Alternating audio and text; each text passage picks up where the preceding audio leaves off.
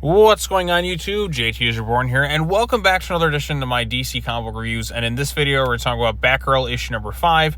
This one is written by Tate Brownbell, and I can't remember the artist's name, but the credits are at the last page, so we'll get to that in a second. So this is continuing the adventures of Cassandra Cain. As Batgirl, we saw in the last issue her mother was kidnapped, and then she kind of was like, okay, I'm going to go after her and try to rescue her. And they're dealing with this other bits of enemies, and we see kind of the effects of that too. A lot of the storyline is done in a cool like visual manner, and it looks great. Like the art style here is really cool. She even gets her cool superhero landing with the cape flowing in the wind and all that too. She's fighting off this other group of bad guys that we saw earlier on, and she's doing her best that she can, and she's kind of taking out most of them because Cass is one of the most skilled fighters out there. However, she ultimately kind of like the numbers game, and somebody kind of does a little bit of trickery on her, kind of puts her into a deep sleep kind of state mode, and she ends up in kind of like this dream state. She kind of remembers different aspects of her life through it. Again, I don't really know the continuity of DC Comics anymore because what is canon, what isn't, but they're showing a lot of her past stuff and different storylines, so I guess it's kind of being brought into the canon. I don't know, it's been such a confusing thing over the past couple of years, and I'm just like, okay, let's just kind of roll with it. So, but past storylines did happen. She ends up in kind of like this weird kind of Vision Quest kind of state where she's kind of in a dream state, and she's rescued kind of by Stephanie Brown. So Steph's there to kind of like give her a hug and encouragement, and it's kind of a chance for Cass to kind of battle her inner demons like in a way. So she talks about her issues with her mom.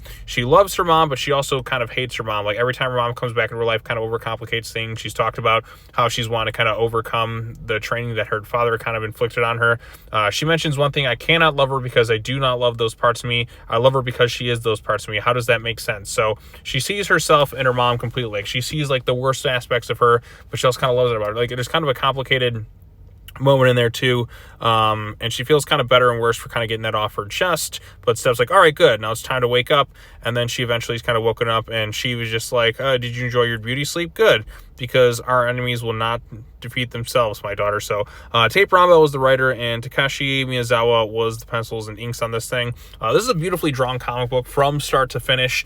I am enjoying this storyline focused on Cass and Shiva, because I feel like it hasn't really gotten that much attention in a while. I do like too, like how she's like more talkative, like in her dream state. She always had difficulties beforehand, but because she's in this state of her mind now, she can kind of talk more freely and more openly about different things. I thought that was kind of a neat touch, and it was nice to see kind of Stephanie there as kind of her friend, always there to kind of look out for her in different types of situations. I thought that was a good way to have it, like, you know, for Cass to kind of be in her situation. Steph is there to kind of look out for her because they have plenty of history together. They had the Batgirls book where apparently DC didn't know like what age they were, so they were drawn to be like preteens basically. I did cover every issue of that run on the channel for those who want to check it out. I do think this book is much better than the Batgirls book was, because that book started to finally find a little bit of its footing towards the end, but it just wasn't nearly as good as what this book is doing right now. So I think if you're a Cassandra Cain fan,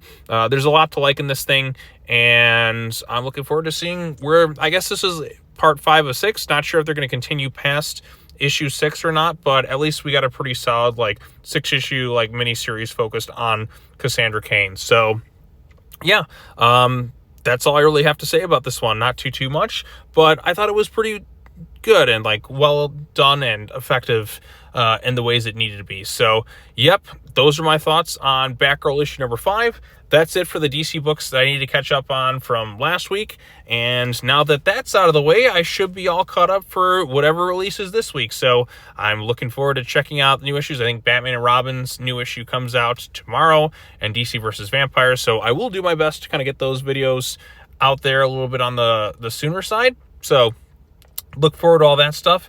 Thank you all so much for watching this video. As always, take care now. Bye-bye then, and I will see you all in the next video. Peace out.